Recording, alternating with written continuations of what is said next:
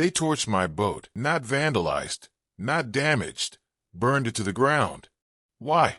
Because the HOA thought scaring me would make me fall in line. They had no idea I'd fight back the one way they couldn't stop, legally.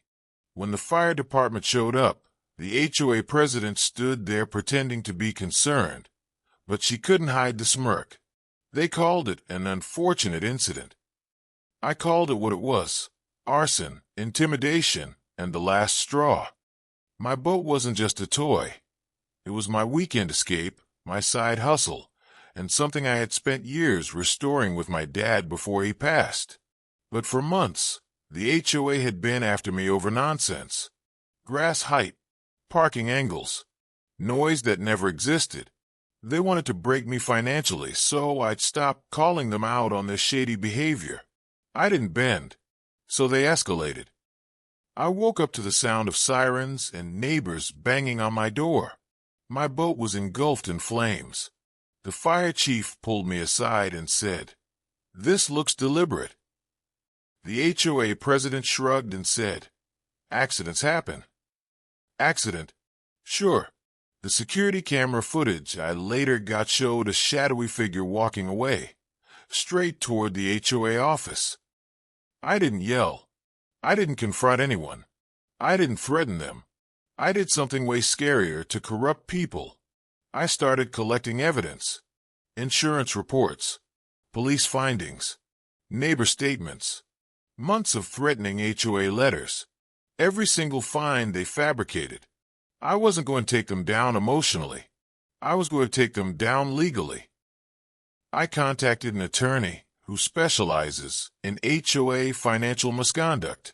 We began reviewing everything, every fee, every payment, every invoice they ever sent me. And guess what? The HOA that fined people for leaving a trash bin out for 2 extra hours was funneling money into maintenance projects that didn't exist. We didn't need revenge. We needed proof. We got access to HOA meeting minutes, bank statements, maintenance invoices, contracts that were signed but never fulfilled, payments made to board members' family businesses. Everything screamed corruption. And every time we found a red flag, it made one thing clear: burning my boat wasn't intimidation. It was a warning to stop looking. Too late. With enough documented evidence, my lawyer filed for an emergency court injunction, a forensic audit of all HOA finances, a freeze on the accounts tied to the misconduct. Within days, the court approved the audit. The judge ordered a temporary freeze until the investigation finished. And just like that, their power vanished overnight. The HOA board went into meltdown mode. Emails flew. Emergency meetings were called. The president even tried showing up at my door acting friendly. Too late for that. When the accounts froze, they couldn't pay themselves, collect fines, approve new fees, move money, hide anything. They weren't scared of me. They were terrified of accountability. The audit revealed everything we suspected: thousands in unapproved spending, fake maintenance invoices, personal purchases labeled as community improvements, money transferred to private accounts, missing funds that couldn't be explained. My boat wasn't the only thing they tried to burn. They had been burning the entire neighborhood financially. With the audit complete, the judge extended the freezes until restitution was made. Several board members resigned immediately. 2 were removed by court order. Criminal charges were recommended for misuse of community funds, and the HOA was forced into a full restructuring. The same people who thought they could intimidate me were now facing fines, charges, and public embarrassment. A new interim board was elected. Real transparency was introduced. Every dollar had to be accounted for. The neighborhood finally started feeling like a community instead of a dictatorship. As for my boat, insurance covered it. I rebuilt. Stronger. I didn't win because I yelled louder. I won because I documented everything and used the law. The one thing corrupt people can't bully or intimidate. If you're dealing with a power-hungry HOA or anyone abusing authority, document everything. Don't respond emotionally. Get legal advice. Stand your ground. A bully only wins when you stop fighting back. After months of chaos, the neighborhood finally felt balanced again. People who were scared to speak up actually thanked me. Some said they thought about moving away. Others told me they were tired of being bullied, but didn't know what to do. For the first time in a long time, the community felt like a community again, not a kingdom ruled by a handful of power-drunk board members. We voted in a new board, opened the finances, implemented monthly transparency meetings, and slowly everything changed. So, if you're facing something similar, listen to me carefully. You're not alone. You're not powerless.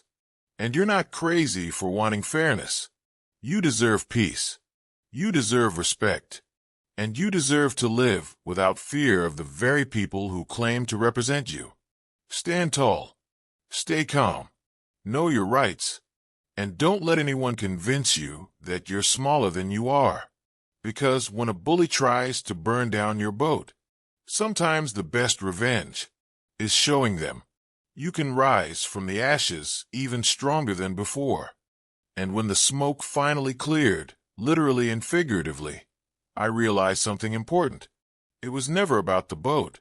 It was about control, about fear, about a group of people so desperate to stay in power that they were willing to destroy anything that challenged them.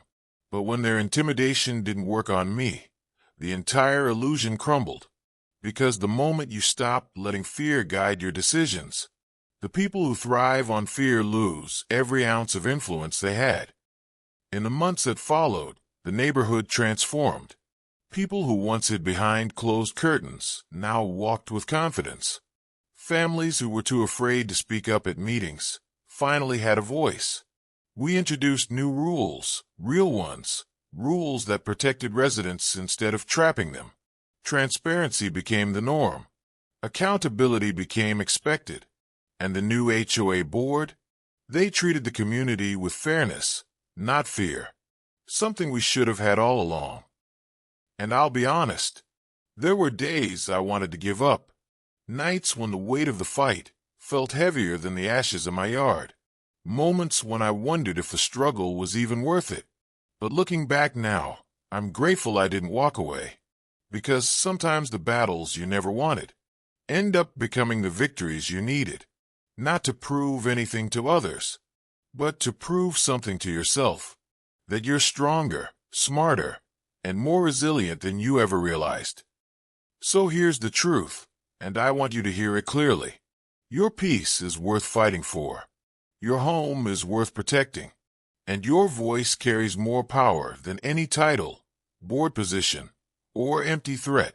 If someone tries to intimidate you, if they try to silence you, if they try to break you, remember this moment. Remember this story.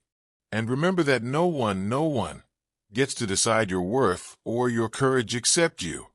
Thank you for watching. Take care of yourself. Take care of your home. And I'll see you in the next story.